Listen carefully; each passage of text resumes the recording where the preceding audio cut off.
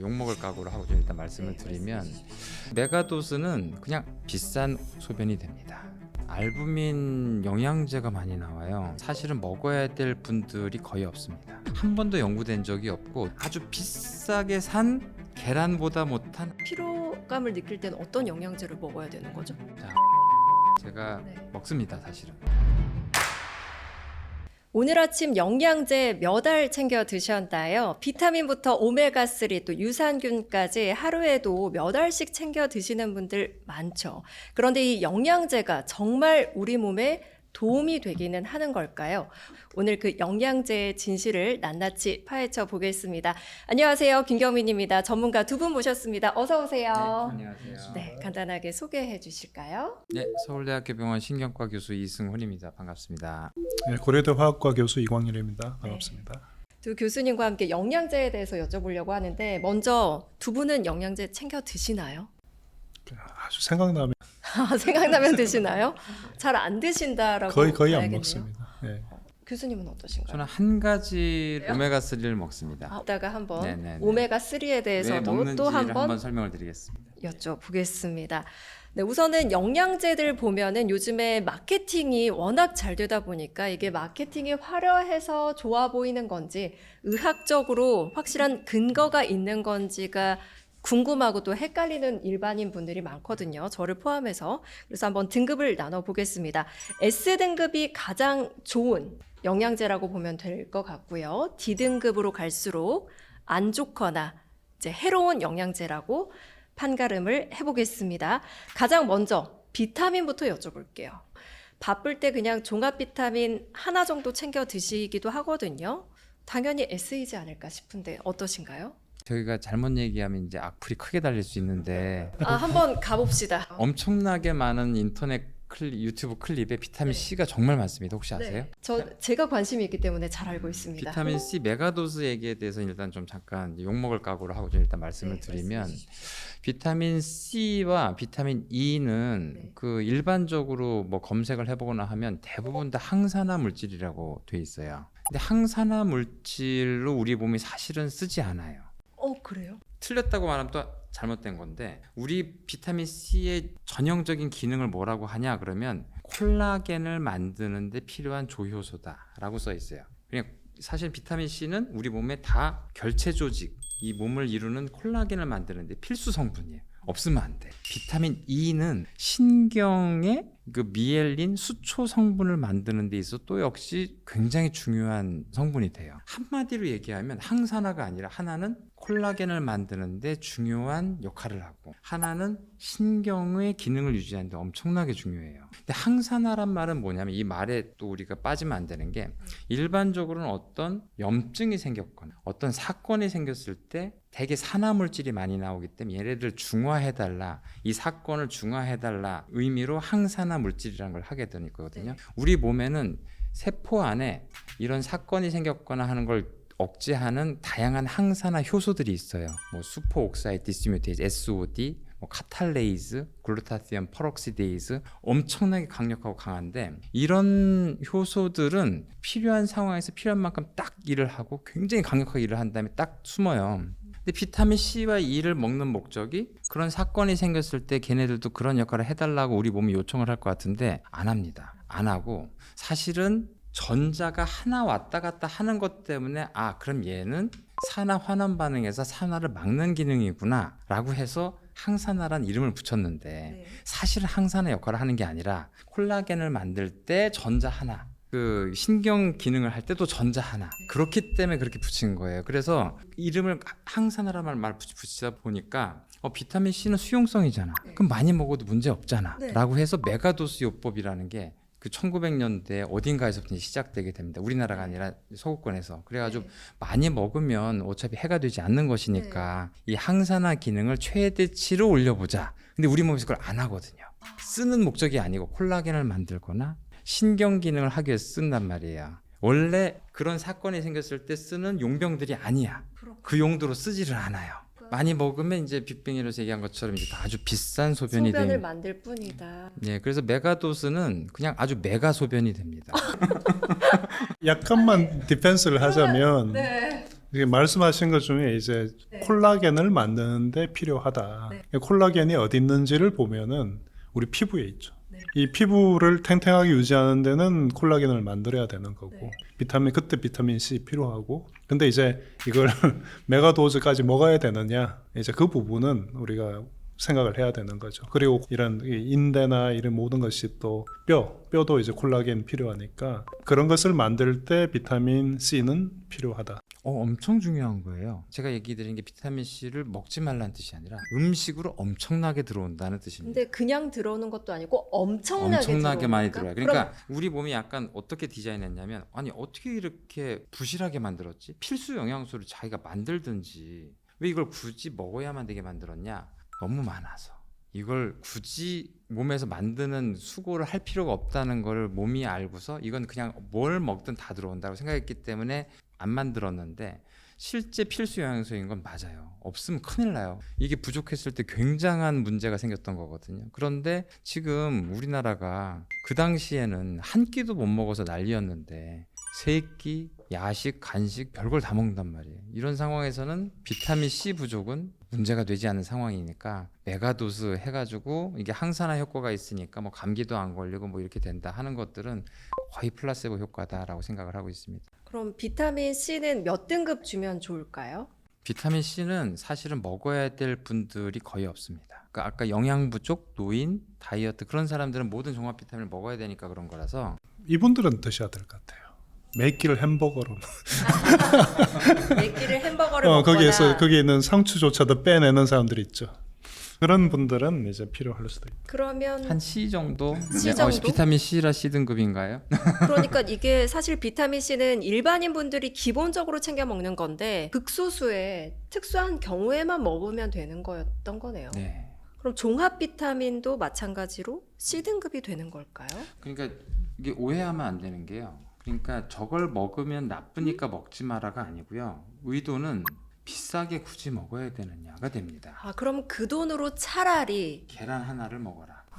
그 놀라운 게 요즘 알부민 알약을 팔아요. 계란 말씀하셨잖아요. 계란에 넘치게 많은 게 알부민이에요. 그럼 알부민 얘기를 하자면 알부민 영양제가 많이 나와요. 네. 요즘 그래서 환자분들이 알부민 먹어도 되냐고 물어보는데 병원에서는 알부민이 굉장히 중요한 영양제입니다. 엄청 중요해요. 누구한테 쓰냐면 간 환자한테. 우리 몸은 간이 수많은 단백질을 먹으면 그걸 아미노산으로 다 분해한 다음에 간에서 그걸 받아서 제일 먼저 만드는 게 알부민을 만들어요. 알부민이 혈액 안에 있는 혈장 단백질의 거의 대부분을 차지하거든요. 이 알부민이 하는 역할은 혈액 안에 돌아다니는 모든 전해질 그다음에 약물 성분 그런 것들을 다 끌어안고 다녀요. 혈액 안에 세포를 제외하고서는 가장 덩치 크게 혈액 안에 여러 가지 물질들을 데려다주는 택배기사 같은 애들이에요.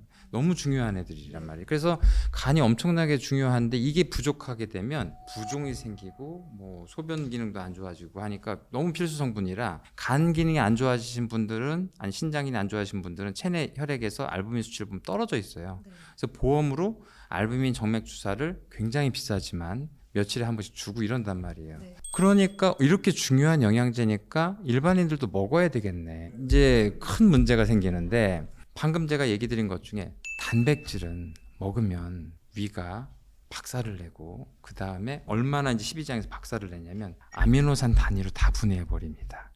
알부민이라고 먹었는데 그냥 아미노산이 됩니다. 완전히 분해된 아미노산이 돼서 그러니까 알부민을 먹으면 몸에 나쁘다는 게 아니라 아주 비싸게 산 계란보다 못한 아미노산으로 돼요. 그런 거네요. 정맥 주사를 하는 알부민 병원에서 맞으시면 되는 거고 아픈 사람들한테 일반인들은 그냥 계란 드시면 되는 거죠. 왜냐면 먹으면 무조건 아미노산이 되기 때문에 우리가 단백질로 해야 되는 치료제들이 되게 많이 나오는데 굉장히 중요한데 반드시 정맥 주사 아니면 이걸로 주게 피하 주사로 주게 돼 있습니다. 어떻게 보면 위고비요, 마운자로요. 네. 이게 다 인크레틴이라고 하는 우리 몸에 얘네들이 성분이 단백질이에요. 인크레틴이라는 호르몬은 기본적으로 다 펩타이드, 프로틴, 단백질이란 말이에요. 그럼 얘네들을 만든 제약회사는 이제 어떻게 생각하냐면 이거 먹이는 거 소용없잖아. 주사제로 돼야 될 거 아니야. 환자들이 스스로 어떻게 정맥 주사를 라는 생각을 하니까 그럼 우리 피하 주사로 좀 들어가나 볼까? 오, 들어간다. 해가지고 만들었어요. 피하 주사로 하니까 그럼 좀 힘들지만 스스로 일주일에 한 번 정도는 할 수 있게 해보자 했더니 실패. 매일 줘야 되는데 그게 싹센다예요. 그래서 싹센다 맞을 땐 매일 맞았어요. 그러니까 이 호르몬을 어떻게든 조금씩 바꿔서 그럼 일주일 가게 만들어 보자. 그게 위고비가 나오고 마운자로가 나오고 이렇게 나온 거예요. 그러니까 이제 몸에 원래 있는 인크레틴이란 GLP-1이라고 하는 성분을 조금씩 바꿔가면서 더 오래 작용하게 해야 이걸 맞은 환자분들이 이 단백질이 오랫동안 몸에서 머무르게 해보자라는 거였단 말이죠. 그러니까 이게 만약에 먹을 수 있다면 진작에 당연히 먹게 만들었습니다. 그런데 먹는 위고비가 나왔어요.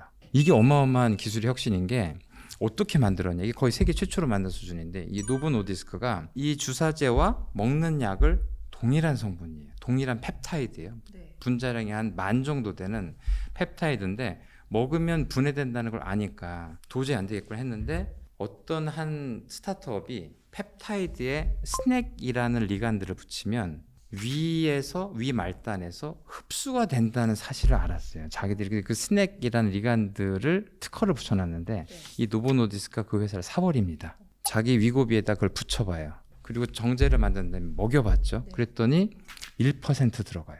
99%가 분해되고 원래는 100% 분해돼야 되는데 1%가 들어가는 걸 알게 됐어요. 그러면 어떻게 할까 하다가 100배 먹이면 되겠다.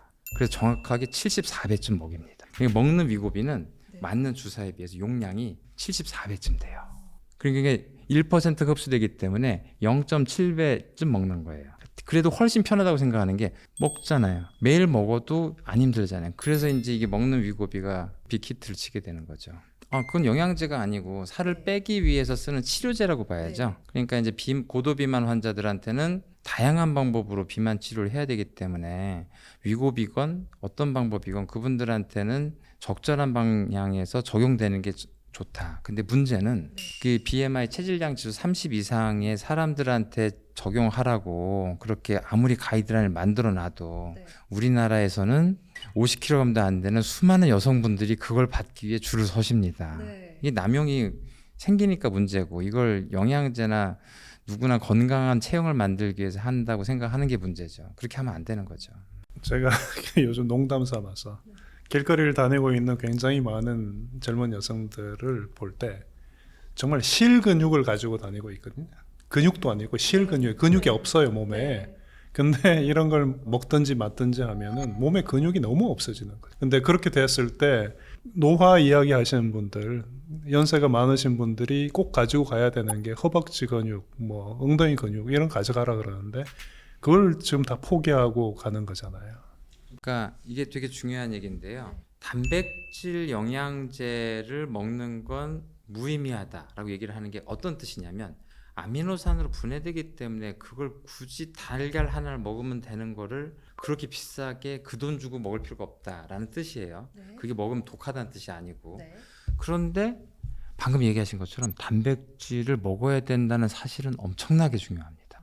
왜 중요하냐면 우리가 다이어트를 하건 노인이 됐건 제일 심각한 건 근육 소실이에요. 그걸 병으로 만들었어요. 살코피니아라는 병명을 붙였습니다. 우리말로 근감소증이라고 하는데 얼마나 근육이 없어지냐면 젊은 분들, 나이 드신 분들한테 이제 나이 들어서 근육량이 줄어드는 근감소증이 굉장히 문제가 되는데 알고 계시냐? 그래서 근육량 유지해야 되는 게 되게 중요한 거 알고 계시냐 했더니 중요하고 알고 있다라고 하시는 분들의 비율이 젊은 사람이 더 높아요. 나이 드신 분들이 더 몰라요. 놀랍게도 나이 드신 분들이 근육을 왜 굳이 몰라요. 지금 왜 젊은 사람이 알고 있냐면 몸짱 만들어야 되니까. 단백질 중요한 걸 알아요. 그러니까 단백질이 왜 중요하냐면 우리 근육은 진짜 세포를 이렇게 현미경으로 보잖아요.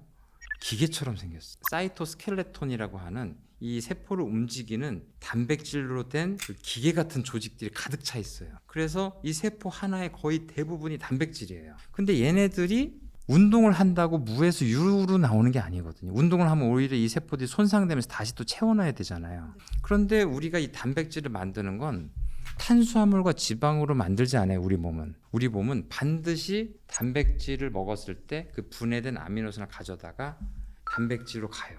그러니까 단백질로 된 근육을 만들려면 단백질을 먹어야 됩니다. 아까 말씀 주신 단백질 영양제나 단백질 쉐이크로는 안 먹어도 된다는 말씀. 아니, 단백질 있을까요? 쉐이크는 단백질을 많이 먹기 위한 거니까 좋은데 네. 알부민 영양제를 요만한 거를 먹어서 알약으로. 단백질로 된 영양제를 먹는 건 아주 이상한 행동이고, 단백질이 많은 음식과 단백질로 보충이 된 여러 가지 노인들을 위한 그런 것들은 굉장히 좋은 행동이죠, 네, 사실은. 그럼 여기 사진엔 없지만 그 알부민 같은 거는 D등급 정도가 되겠네요. 진짜 정말 안 좋은. 저 이제 유행이 생기기 전에 네. 의미가 없는. 의미도 없고 좀 너무- 이상하다고까지 볼 수 있는. 너무 나쁘다고 생각해요. 그러니까 지금 보니까 환자들이 하도 물어봐서 저도 이제 조사를 해봤더니 진짜 정말 어떤 의사 선생님이 팔기도 하고 그러더라고요. 이거는 정말 너무 나쁘다.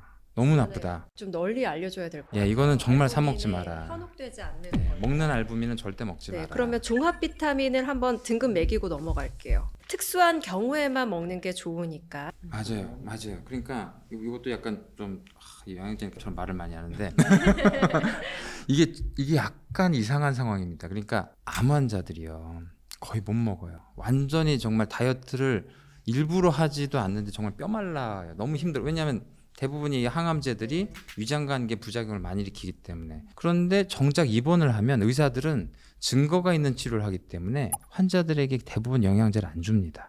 영양제를 처방하지 않아요, 대부분. 의사들 입장에서는 영양제에 관해서는 전문 치료제만 공부를 했기 때문에 오히려 안 줘요. 오히려 암으로 오랫동안 고생하시는 분들은 철저하게 영양제를 먹어야 돼요. 오히려 암 환자분들이 챙겨 드셔야 열심히 되는 먹어야 거군요. 돼요, 오히려. 그래서 아픈 분들. 특수한 경우에 드시는 거니까 뭐 C 정도에 넣어줄까요? 당연히 S이지 않을까 싶은데 어떠신가요? 사실은 전혀 필요하지 않습니다. 전혀 필요하지 네. 않다. 그럼 전혀 필요하지 그냥 않습니다. 돈 낭비다. 네. 그러니까 비타민이 필수 영양소는 맞아요. 안 먹으면 안 된다는 뜻인데 안 먹기 힘들다는 뜻입니다. 안 먹기도 힘든 거예요. 네, 모든 음식에 엄청나게 많이 들어있어요. 식물, 동물 엄청나게 많이 들어있습니다. 그래서 이게 우리 몸 안에 굉장히 많은 여러 가지 대사에 없으면 큰일 나요. 그러니까 일상적인 식사를 하시는 분들한테는 전혀 필요하지 않습니다. 누구한테 필요하냐 하면 일상적이지 않은 분들이 꽤 있어요, 생각보다. 노인, 다이어트 하시는 분, 임산부, 그다음에 채식을 하시는 분들. 채식주의자 중에 동물에서 먹어야 되는 것 중에 그걸 극도로 안 드시게 되면 비타민 B12라고 그게 무조건 모자르게 돼 있어요. 그래서 이제 채식을 하시는 분은 비타민 B12를 반드시 드셔야 되고요. 임산부 같은 경우는 조혈 성분에 해당되는 엽산을 반드시 먹어야 되고, 노인이나 그다음에 다이어트 하시는 분들은 종합 비타민을 챙겨서 드시는 게 좋습니다. 골고루 영양소를 먹는 게 힘들기 때문에. 그러니까 그걸 제외한 나머지 분들을 위해서 영양제를 만드는 건 아니에요. 그리고 또 더더군다나 비타민 중에 그리고 또 A, D, E, K 이 네 가지는 또 지용성이라서 그래서 네 가지는 독성이 생깁니다. 과다하게 드시면 안 되고 B와 C는 드셔도 되는데 비싼 소변이 됩니다. 우선 비싼 소변이 되는 거는 돈 낭비 정도다 치겠지만 AD, EK는 독성 물질까지 된다고 하니까 이건 해로운 거잖아요. 근데 이제 종합 비타민 수준에서 그렇게 되긴 힘들고요. 너무 챙겨 드시면 조금 안 좋을 수 있다. 지용성 비타민은 그런 거네요. 그럼 우선 비타민 D만 S 등급으로 올릴까요? 마늘 주사 들어보셨죠? 네. 비타민 B가 수용성이라고 말씀하셨잖아요. 비타민 B를 좀 재밌게 만든 게 마늘 주사인데 비타민 B에다가 황이 달린 작은 쪼가리를 붙여요. 그러면 이게 지용성으로 바뀝니다. 그 다음에 지용성이면 링거를 못 만들잖아요. 황을 붙였다고 했잖아요. 네. 그 황을 좀 붙여놓은 황 분자가 세포 속에 이제 들어가게 되면 비타민 B를 만들기 위해서 그걸 잘라요. 그러면 이제 그 작은 황화물이 몸에서 나오게 되는데 이제 코나 이런 데서 나오니까 냄새가 마늘 냄새인 거예요. 그렇군요. 그게 전혀 마늘하고 상관없는데, 예. 하지만 냄새가 마늘 냄새라서 마늘 주사인 거예요.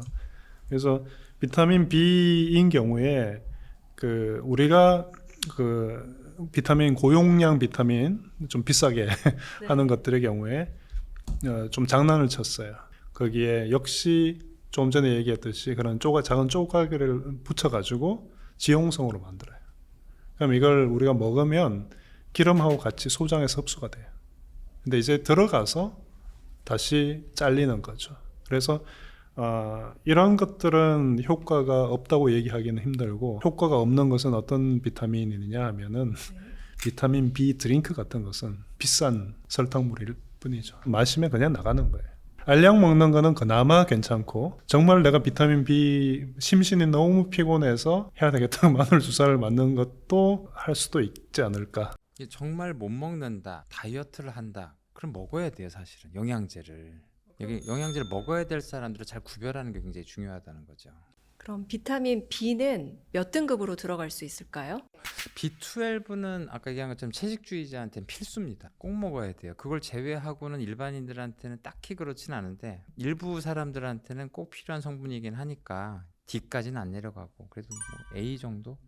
그렇군요. 대략적으로 종합 비타민이나 비타민 종류는 정돈이 된 것 같아요. 그러면 마그네슘이나 아연을 한번 같이 여쭤볼게요. 이건 화학하시는 교수님께서 두 성분을 아주 잘 알고 계실 것 같긴 근데 한데 이게 마그네슘이나 아연 이런 것들은 효소를 만들 때 우리 몸에는 효소가 굉장히 많이 있잖아요. 근데 그 효소들이 작용을 하려면 아미노산만 있는 게 아니라 이런 마그네슘이나 아연 같은 것들이 같이 있는 경우가 많습니다. 대부분의 경우에는 큰 문제는 없을 거예요. 역시 음식으로 다 흡수를 할 수 있는 것들인데 마그네슘은 우리 몸에서 근육에 에너지를 할 때 ATP를 만들 때 이 마그네슘이 달라붙어요. 그래서 근육의 에너지원으로서 ATP를 쓸 때 마그네슘이 도와준다 이렇게 생각하면 돼요. 이게 눈떨림이 있을 때 마그네슘이 부족하다는 얘기가 왜 나왔냐면 여기도 근육이기 때문에 그래서 마그네슘 먹으면 되지 않냐라는 낭설들이 시작됩니다. 낭설이 낭설에 가깝습니다. 이게 왜 그러냐면 한 번도 연구된 적이 없고 누군가가 어떤 말을 예전에 서구권에서 했나 봐요. 우리나라에 시작된 건 아니고 그러다 보니까 이 얘기는 우리나라만 있는 게 아니라 다른 나라에서도 있었던 얘기예요. 근데 이 마그네슘과 아연도 굉장히 중요한 성분이에요. 신경세포 기능을 위해서 엄청나게 중요한 성분인데 둘 다 말씀해 주신 것처럼 엄청 미량이 필요합니다. 엄청 미량인데 또 음식에 꽤 많아요. 그리고 이렇게 들어오면 참 알차게 잘 써요, 우리 몸이. 이게 들어온 걸 쓰고 버리고 또 이게 아니고 참 알차게 잘 씁니다. 그러니까 이제 그걸 굳이 계속 보충을 할 필요가 없는 금속 성분인 거죠. 그래서 그냥 일상적인 식사를 하면 절대 부족할 리가 없는 성분이고 이 눈꺼풀 떨림은 이게 사실은 정확하게 이제 어떤 건지 알려드리면 단지 이유는 노화인데 우리 몸은 근육이 신경의 지배를 받을 때 얘네들이 안심을 해요. 이게 우리가 어디를 움직이겠다 그럼 당연히 근육이 혼자 움직이는 게 아니라 내가 걸어야 되겠다 하면 신경이 명령을 한 거란 말이에요. 근데 가만히 있을 때도 신경이 항상 지배를 하고 있어요. 신경이 지배가 떨어지는 순간 근육이 하면서 흥분을 합니다. 나를 왜 지배를 하지 않지? 나 혼자 못 하는데 길을 잃은 양처럼 그러면서 그럴 때 얘네들은 가만히 있는 게 아니라 반드시 팍 하고 흥분을 해요. 그거 이제 한 번 흥분하는 걸 패시큘레이션 우리말로 더 많이 흥분하는 걸 피브릴레이션이라고 해가지고 팍 떨기 시작해요.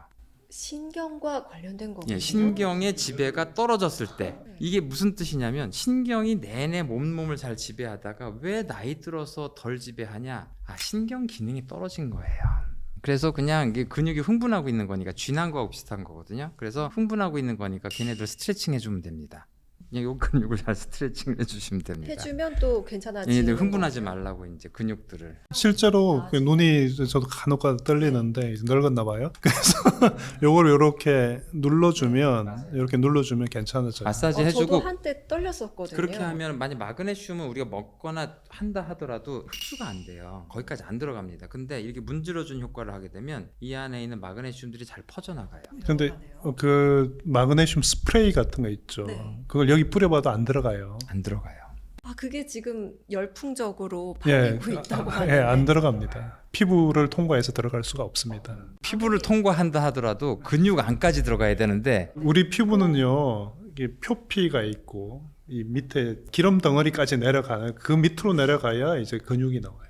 한참 내려가야 돼요. 그런데 효과가 있다고 생각하는 건 그 스프레이에 부형제처럼 다른 성분들을 넣습니다. 멘톨, 시원한 성분들. 네, 뭐 파스의 네, 느낌이 비슷하게 그러니까 효과가 있겠구나라고 느낄 뿐인 거네요. 마그네슘 스프레이는 D등급이라고 보면 될 것 같습니다. 그럼 다음으로 넘어가 보겠습니다. 프로바이오틱스나 베타글루칸 면역 관련이거든요. 이게 베타글루칸이 귀리에 있는 거죠. 아마 이게 그것 때문에 생겼을 것 같아요. 귀리가 슈퍼푸드로 각광을 받다 보니 거기에 우리 몸은 쪼개지 못하는 그런 그 섬유질인데 미생물들은 잘라서 자기들이 살면서 잘 증식을 하고 그리고 우리 장의 건강을 도움을 주는 것 같은 그런 균들이 잘 살게 하는 그런 섬유소인데 귀리를 드시면 되죠. 그러니까 사실 프로바이오틱스라고 하는 거에 성분에 중요한 게 이제 이눌린이라는 성분이고요.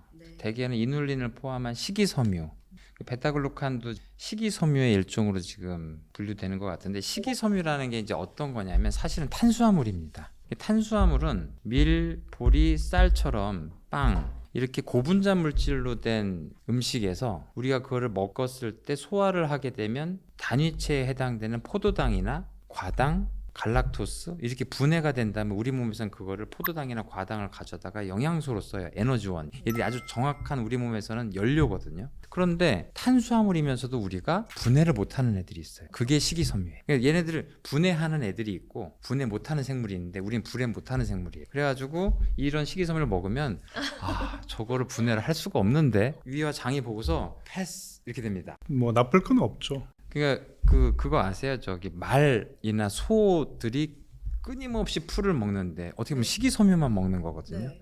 그런데 근육질이잖아요. 네. 근데 얘네들이 실제로는 되새김질하는 이 동물도 반추동물들도 그렇고 먹은 다음에 장내 세균들이 이 말이나 소가 흡수할 수 있게 분해 한번 해줘요. 그럼 분해가 되면 뭐가 되냐면 지방산이 돼요. 그럼 얘네들은 사실 풀을 먹는 게 아니고 고열량의 지방을 먹고 있는 거예요. 그래서 엄청나게 고열량을 먹고 있습니다. 근데 사람도 사실은 식이섬유를 먹으면 위에서는 포도당으로 바꿔야 된다고 생각했는데 못 바꿔 하니까 패스해버리거든요. 근데 놀랍게도 우리 대장에 살고 있는 장내세균이 이걸 마지막 순간에 분해를 합니다. 분해를 하면 거기서 보고서 지방산으로 살짝 바꿔요. 대장에서 바뀌어요. 대장에서 바꿨는데 대장은 에너지를 흡수하는 곳이 아니잖아요. 대장 벽세포만 먹습니다. 혈관 보고 에너지 들어올 필요 없어. 여기는 우리가 알아서 할게. 식이섬유 맞네 하면서 거기서 약 그람당 2칼로리 정도를 만들어요. 그래서 거기서 근데 그 과정까지 쭉 대장까지 내려간단 말이야. 얘는 패스하니까 음식물들이 같이 딸려 내려가면서 이 성분들은 사실은 변비 완화에 꽤 도움이 되는 성분들입니다. 변비가 있지 않은 경우에는 굳이 돈 내고 먹을 필요는 면역 없다. 관련이란 말은 약간 넌센스에 가깝다. 당연히 얘네들도 C등급 정도로 가야 되는 뭐 걸까요? 베타글루칸이 네. 그 소위 프로바이오틱스를 잘 살리는 그러니까 장내 미생물 환경을 좋게 해주는 건 맞으니까 건강에는 분명히 도움이 될 거예요. 근데 햄버거 맨날 드시는 분들은 이렇게 먹어도 좋겠다. 그러니까 그 소화기 내과의 이제 가이드라인을 보시면 이제 변비 치료를 어떻게 하는 게 이제 변비 환자만 두고 얘기할게요. 일반인들이 이걸 먹어야 되냐 그러면은 화장실 잘 가세요. 그럼 잘 가는데 먹지 마세요. 이래야 되는데 변비다. 그러면 이제 소화기 내과에서 첫 번째로 하는 게 약을 쓰는 게 아니고요. 무조건 식이섬유예요. 1번이 첫 번째로. 근데 식이섬유 그러면서도 의사들 뭐라고 얘기하냐면 우리가 말하는 식이섬유는 음식으로는 도저히 도달할 수 없는 양입니다라고 얘기를 해요. 그만큼 먹으려면 거의 채소를 이만큼 깔아놓고 다 드셔야 된다. 결국에는 식이섬유를 이렇게 뭉쳐놓은 알약을 먹으라고. 그래서 이제 병원에서는 이제 이렇게 마치 염소똥처럼 이게 포를 만들어놓은 그런 알약들이 있습니다. 그게 식이섬유를 뭉쳐놓은 것들이거든요. 그래서 그런 걸 먹든지 아니면 나는 그런 처방약이나 그런 걸 먹고 싶지는 않고 식이섬유로 된 보충제를 먹고 싶다. 그런 의미에서는 괜찮다. 프로바이오틱스와 베타글루칸은 C로 넘어가면 되는 걸까요? B 정도 해도 될 것 같습니다. 네, 변비 환자분들이 요즘 많으니까 변비에는 도움이 된다. 그러면 우리가 에너지 관련한 게 더 있어요. 코엔자임 Q10이나 타우린, 이 세 가지, 카르니틴, 이 세 가지는 어디로 보내줄 수 있을까요? 코엔자임 Q10, 타우린, L카르니틴 다 생체 내에서 굉장히 에너지 대사에서 중요하게 중간 과정에서 활용되는 물질들입니다.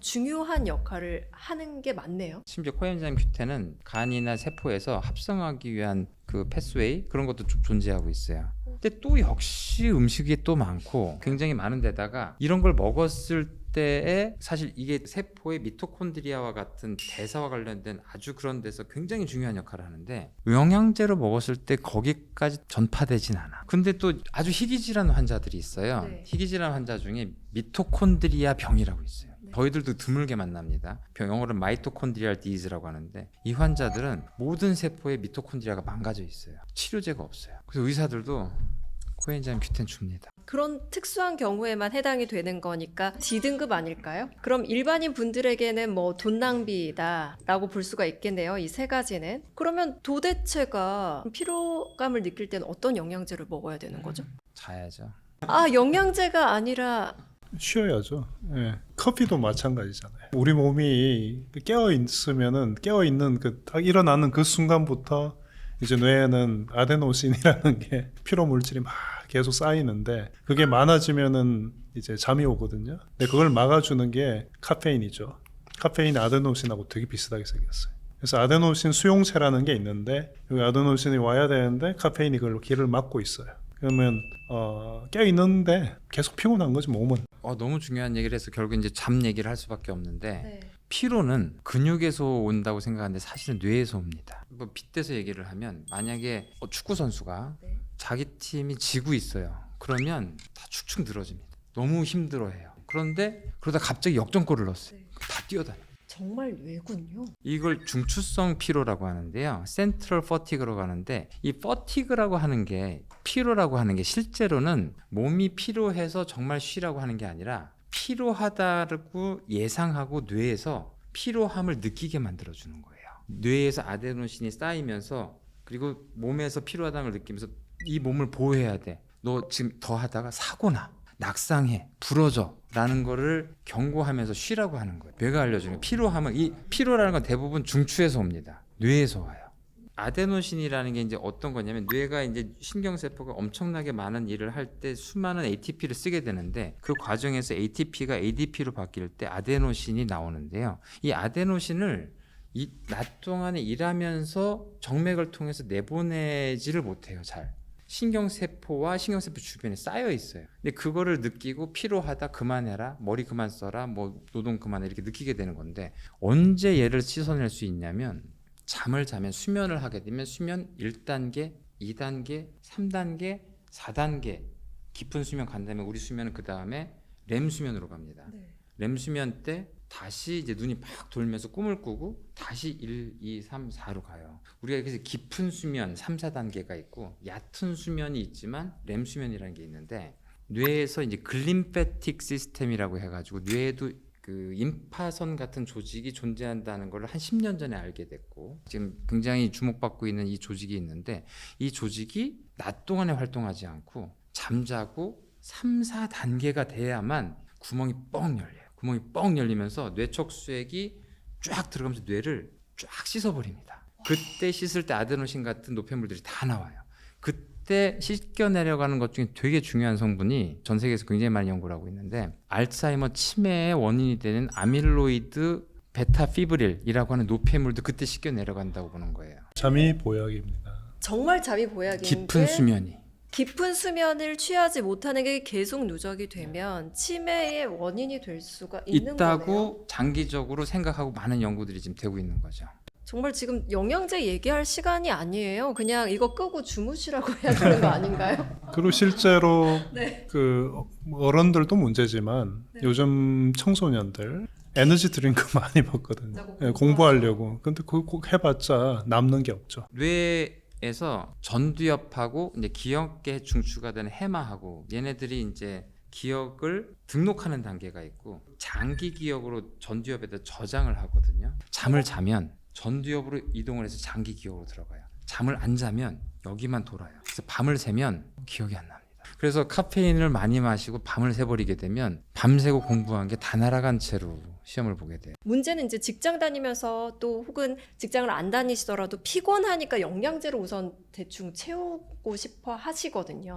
그런데 이런 게 다 플라세보 효과죠. 그럼 아까 칼슘이 잠깐 이야기가 나왔습니다. 그런데 한 번 더 여쭤보고 싶은 게 칼슘이 과하면 석회화가 된다는 말이 있어서 이거를 꼭 알고 넘어가고 싶어요. 그 요거는 이제 화학적으로 좀 설명을 드리면 그 우리 피 속에는 인산 음이온 성분이 많이 있고요. 근데 이게 칼슘이 너무 많이 들어오면 이 둘이 만나서 침전이 일어날 수가 있어요. 인산염이라는 게 뭐냐면 우리 뼈 성분하고 같아요.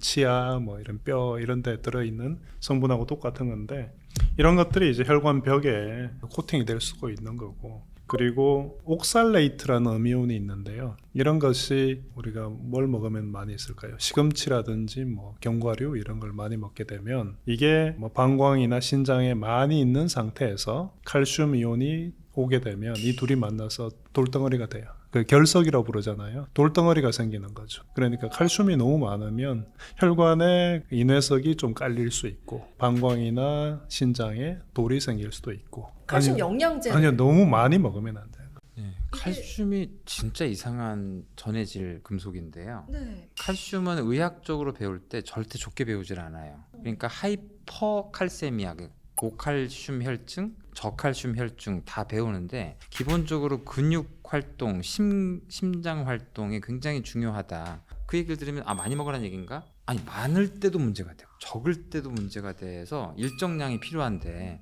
근데 우리 몸이 이 칼슘을 다 참 희한할 때 되게 많이 써요. 세포를 죽이고 싶을 때 칼슘을 써요. 그러니까 특히 신경세포를 죽일 때 신경세포가 어디가 죽었다. 근데 옆세포까지 좀 죽어야 되겠어 라고 하면은 글루타메이트라고 하는 네. 성분을 보내면 그 세포 안으로 엄청난 칼슘이 들어가서 그 세포를 죽여버려요. 그러니까 세포 사망에 굉장히 중요한 바이오마커, 죽일 때 쓰는 킬러예요. 그리고 또 우리 몸이 늙었을 때 칼슘이 마치 시멘트 같은 그런 느낌이 있을 텐데 진짜 시멘트로 씁니다. 그래서 혈관이 여기 좀 상처 났는데 야 땜질하자. 그럼 땜질해버립니다. 혈관 경화, 동맥경화 생겼을 때 땜질하는 걸로 써요. 그러니까 대충 망가질 때 대충 땜질해 할 때 칼슘을 되게 많이 쓰거든요. 그러니까 칼슘이 군데군데 있으면 칼슘이 가서 땜질한 거니까 보수를 했다고 하긴 그렇지만 뭔가 좀 큰일이 있었다는 걸 얘기하는 건데 그게 많으면 뭔가 지금 이 사람 병이 많다는 걸 좀 얘기를 하는 거죠. 그래서 칼슘은 절대 우리 몸에서 중요하니까 혈액 안에서 아주 일정량을 유지해야 되는데 음식에 또 너무 많아요. 우유에도 있고 물에도 많아요. 아니 그러면 이렇게 많다면 칼슘제를 영양제로 따로 섭취를 했을 경우에는 혈관에 쌓이게 되니까 안 좋은 근데 건가요? 우리 몸이 굉장히 신장이 엄청나게 배설을 잘하고 잘 조절을 해요. 그러니까 칼슘이 부족한 사람이 누구냐라고 하면 아까 분명히 비타민 D 때문에 골다공증이 온다고 했으니까 비타민 D는 필요한데 그럼 비타민 D가 가서 어떤 재료를 가지고 뼈를 만드냐면 칼슘 가지고 만들거든요. 폐경기이신 분들한테 처음부터 비타민 D와 칼슘을 먹어라. 그러니까 칼슘과 비타민 D를 고용량으로 먹으라고 되어 그래서 있어요. 칼맥디 칼슘은 네. 폐경기의 여성에게는 네. 적극 권장이 되는 거지만 적극이라기보다 기본 치료예요. 그것부터 시작하라고. 우선 폐경기 여성에게는 확실히 S등급인데 그렇지 않은 일반인인 경우에는 몇 등급으로 가야 되는 걸까요? 하나도 안 필요합니다. 네, D등급.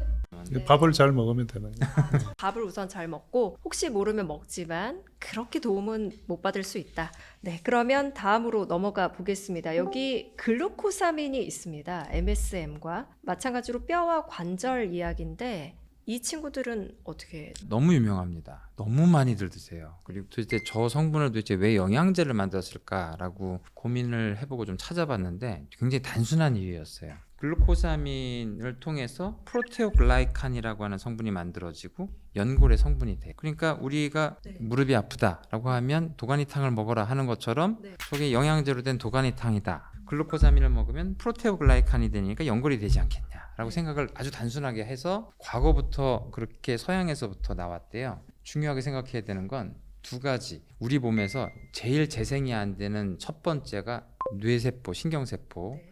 수정체, 연골 이 세 가지는 태어날 때 부모님한테 받은 채 거의 그대로입니다. 재생이 안 돼요.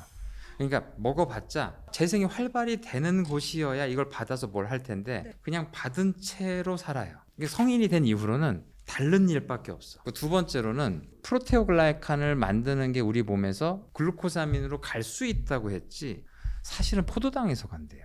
저걸 먹었을 때 저 성분이 우리 몸에서 프로테오글라이칸으로 가지 않는다는 걸 알게 됐대요.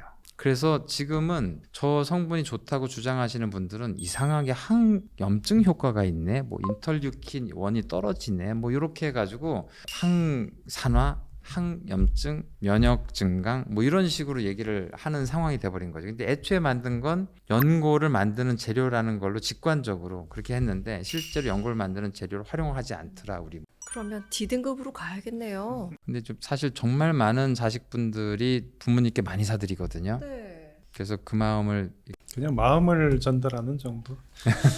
이게 먹는 걸로 안 되면 연골 주사 같은 거 있잖아요. 차라리 그런 게 나을 수가 있을까요? 그러니까 연골 주사, 뭐 신데렐라 주사, 뭐 여러 가지 뭐 네. 그 얼핏 알기로는 히알루론산 같은 네. 성분이 있다고 들었어요. 그러니까 영양제라는 게 크게 둘로 나눌 수가 있어요. 하나는 밥에 있는 성분이에요. 음식에. 근데 이게 부족할지도 모르니까 원래 음식에 있는 성분을 보충해 주자. 네. 보충제죠. 그러니까 이거는 어떻게 보면은 아까 얘기한 것처럼 다이어트하거나 암 환자나 노인들한테는 필수적일지도 몰라요. 네. 근데 한 카테고리에 또 있어요. 네. 이 카테고리는 약이에요, 사실은. 약인데 1970년, 80년 이전에부터 많은 사람들이 써왔기 때문에 임상시험이란 단계를 거치지 않았고, 근데 너무 많이들 썼기 때문에 안전하다는 걸 규제기관이 알아요. 그래서 풀어버렸어요. 그래서 증거가 없어요. 그러니까 몸에는 없는 건데 약으로 봐야 되는데 절대 임상시험을 하지 않거나 하는 성분들이죠.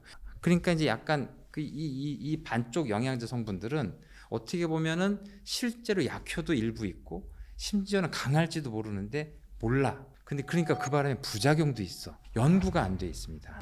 밀크시슬 이런 것도 역시 검증이 제대로 안 된 건가요? 이게 어떤 성분인지 대충 짐작은 하지만 그냥 화학적으로 이런 효과가 있을 거다라고 짐작은 하는데 실제 임상시험을 하면서 환자들이 겪어봐야 이게 어떤 약효와 부작용이 있다는 걸 아는데 환자들을 검사를 해보면 실제로 임상효과가 있네라고 산발적으로 의사가 느껴요. 진짜 약효가 있네 라고 느끼는데 환자들이 그거를 약값보다 더 비싸게 먹어요.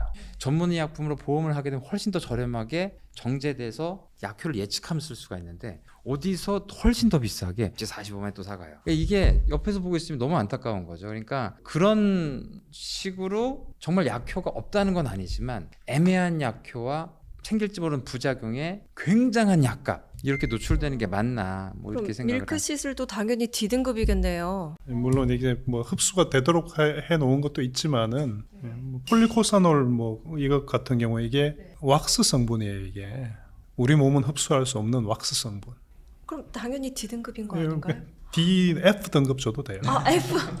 왁스라는 게 머리 바르는 네. 왁스 있잖아요. 그런 거 하고 뭐 다를 바가 없어요. 최근에 이제 노인의학 하면서 되게 얘기가 많아진 것 중에 중요한 이슈 중에 하나가 폴리파머시라고 해가지고 약을 한꺼번에 많이 먹는 거 되게 안 좋습니다. 안 좋은 이유가 간이 해독 작용을 하는데 이 간은 진짜 많은 일을 하는데 약을 보고 간은 독이라고 생각을 해요. 아, 몸에 좋으라고 먹었지만 우선은 독일 수도 있으니까. 왜냐하면 자기 프로세스에 없는 처음 보는 성분이기 때문에 당연히 독이에요. 네. 그래서 바로 대사를 시작하는데 그러니까 이 대사를 해서 이 약효가 없어지기 때문에 약을 먹고 그 다음 또 먹고 이러는 거예요. 이게 약동학이거든요. 그러니까 이제 이 간격을 정하게 해주는 게 신장과 간이 정해주는 거예요. 우리가 얼마 만에 배출시켜버릴게 독이라고 생각하니까 독하고 약을 구별을 못해 우리 몸은. 그러니까 폴리파머시 한꺼번에 많은 약을 먹게 되면 간이 어마어마한 과로에 빠지게 됩니다. 갑자기. 그러면서 간세포가 갑자기 죽어버리고 간부전에 빠지고 급성 간부전으로 죽어요. 그런 약들을 한꺼번에 많이 먹는 게 굉장한 간부전을 일으킬 찬스가 굉장히 높아집니다. 우선 몸에 좋다고 하는 것들을 다 사들여서 종류별로 드시는 분들이 있는데 이건 정말 절대 하면 안 되는 그러니까 아까 얘기한 행동이네요. 보충 성분들은 우리가 원래 먹던 영양분이니까 먹던 거니까 이건 전혀 대사를 안 해. 들어와 하는데 처음 보는 성분들은 우리가 몸에서 독이라고 생각한다며. 그럼 일하기 시작한다고 간세포가. 많은 분들이 자기 몸이 안 좋을 때 약을 먹잖아요. 보충제도 먹고. 보통 언제 먹냐면 술 먹고 나서 컨디션 안 좋을 때 두통도 나오고 그러니까 어떤 분들은 술 마시면서 머리 아프다고 저기 타일랜드로 같이 먹어요. 독에 독을 같이 넣는 거죠. 그건. 아, 이게 영양제를 이름 자체가 영양이니까 좋게 느껴지는데 약, 독처럼 받아들일 수 있다. 약이 꽤 있어요. 처음 보충 성분이 아닌 건 약이라고 생각하셔야 돼요.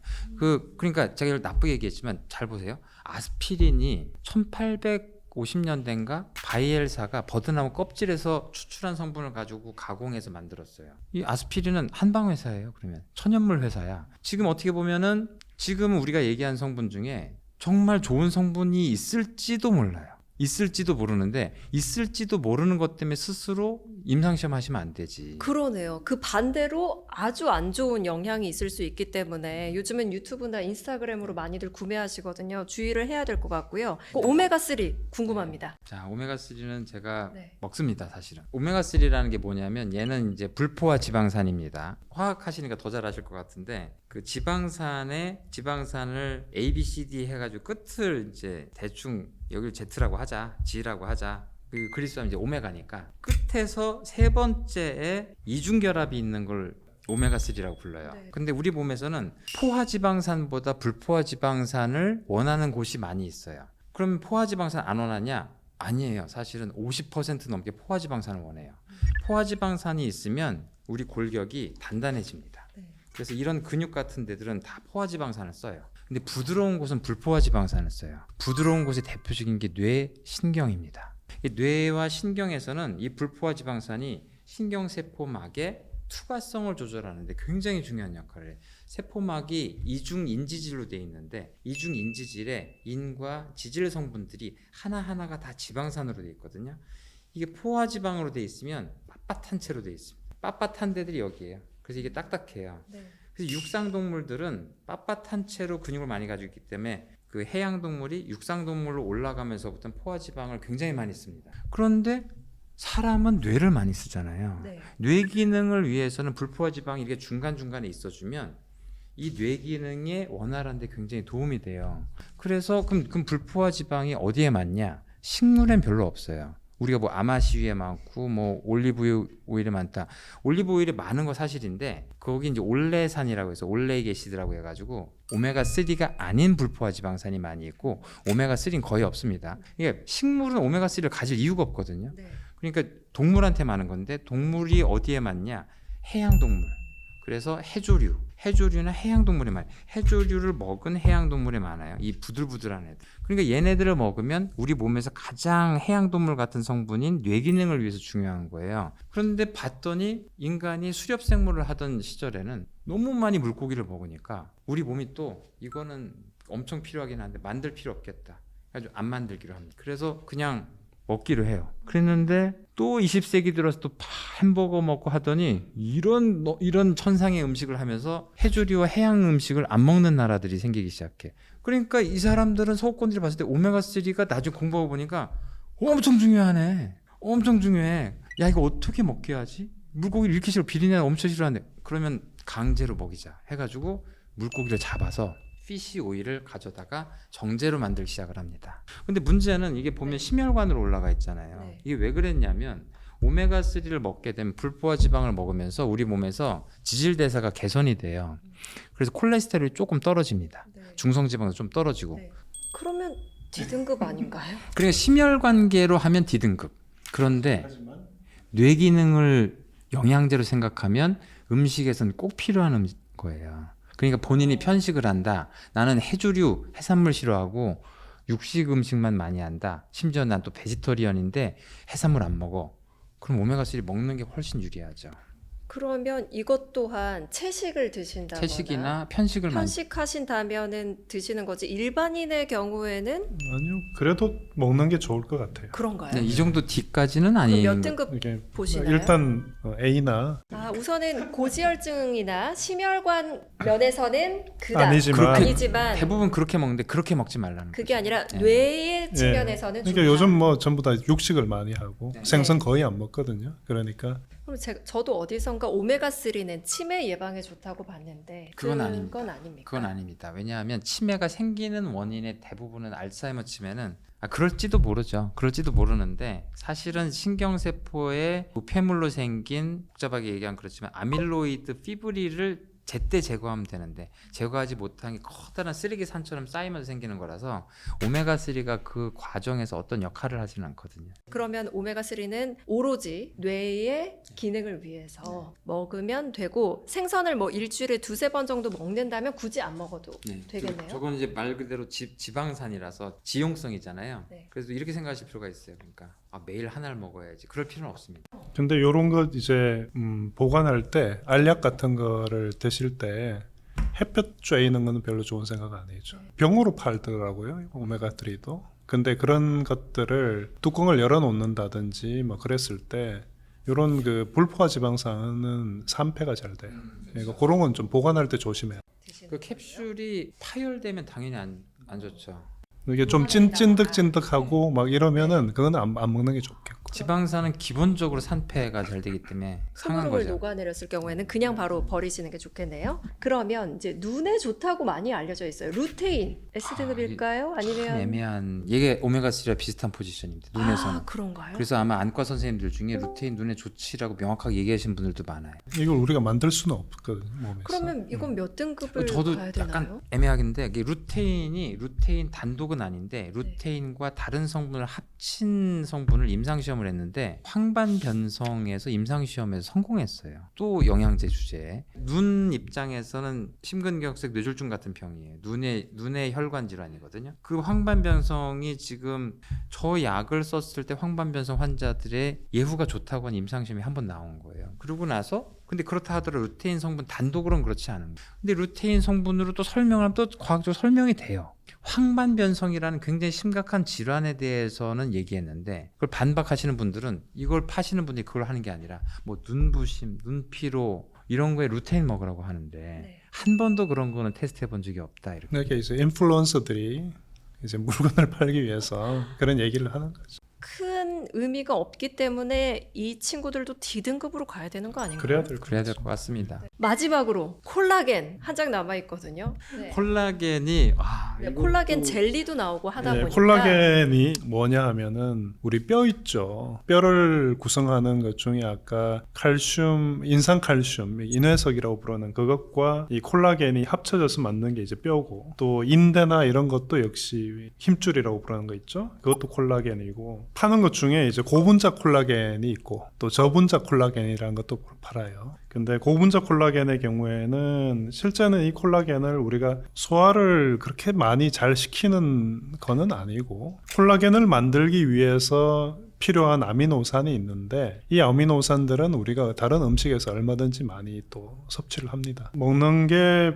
부족하지 않은 분들이 콜라겐이 부족할 가능성 굉장히 낮고 여기에 이제 콜라겐에 필요한 그 아미노산 중에 하이드록시프롤린이라는 게 있어요.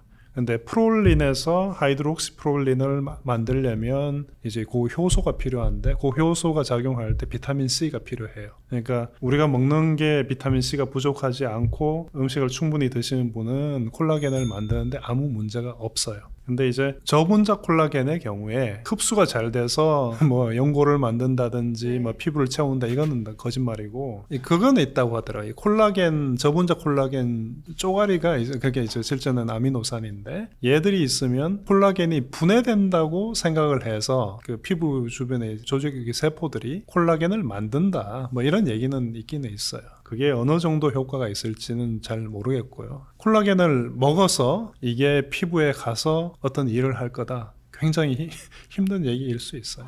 그러니까 이게 약간 알부민하고 비슷한 얘기인데 콜라겐도 단백질이에요. 그래서 우리가 먹으면 분해해 버립니다. 근데 그 성분이 조금 달라서 글리신, 프롤린, 하이드록시프롤린 뭐 이런 식으로 돼서 사실 어떻게 보면은 구성이 일반적인 알부민 같은 걸 먹었을 때 성분하고 좀 다르니까 이걸 먹으면 콜라겐으로 주로 더 가지 않겠냐. 그러니까 우리 몸은 분명히 단백질을 가져다 분해한 다음에 다시 단백질을 만드는 거기 때문에 재료가 많이 들어오면 그러지 않겠냐. 그러니까 그 말도 맞고, 그러니까 콜라겐을 먹으면 콜라겐으로 갈 가능성이 높지 않겠냐 하는데 분해가 돼서 흡수를 할 때 이 세 가지 성분이 콜라겐에 특별하긴 하지만 또 역시 음식에 많다. 그렇게 비싸게 먹어야 되나? 뭐 이렇게 되는 거죠.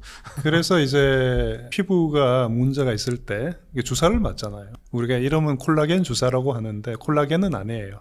젖산이라는 우유에 들어있는 젖당을 분해하면 젖산이 되는데 발효 과정에서 이 젖산을 여러 개를 연결을 시켜 놓은 게 젖산의 고분자인데 이걸 여기다 주사를 그럼 이 고분자가 들어가면 이제 피부 세포의 입장에서는 뭔가 외부에서 뭔가 왔잖아요. 그래서 이걸 주변에 막 둘러싸요. 뭘로 둘러싸냐면 콜라겐으로 둘러싸요. 그 주사 이름이 이제 스컬처라는 거예요. 그리고 이제 젖산 고분자하고 히알루론산 요걸 같이 섞어서 주사 맞은 게 이게 주벨룩 폴. 예, 전혀 콜라겐 없었죠. 그렇게 피부를 탱탱하게 하든지 뭐 이걸 먹어가지고 뭐 되는 정도는 글쎄 아주 많이 먹어야 되지 않을까요? 그 히알루론산은 사실은 뭐 이렇게 네. 필러 뭐 이런 한 곳에서 굉장히 많이 쓰는 그래도 생체 친화적인 고분자 물질이니까 사실은 생체 재료 쪽에서는 되게 좋아하는 물질이고 선생님들도 많이 쓰고 그런 생체 조직으로는 좋은 물질이 영양제로도 애매한 것처럼 콜라겐도 이것도 콜라겐이 많이 생기기 위해서는 결체 조직이니까 그럼 우리가 뭘 먹어야 되냐?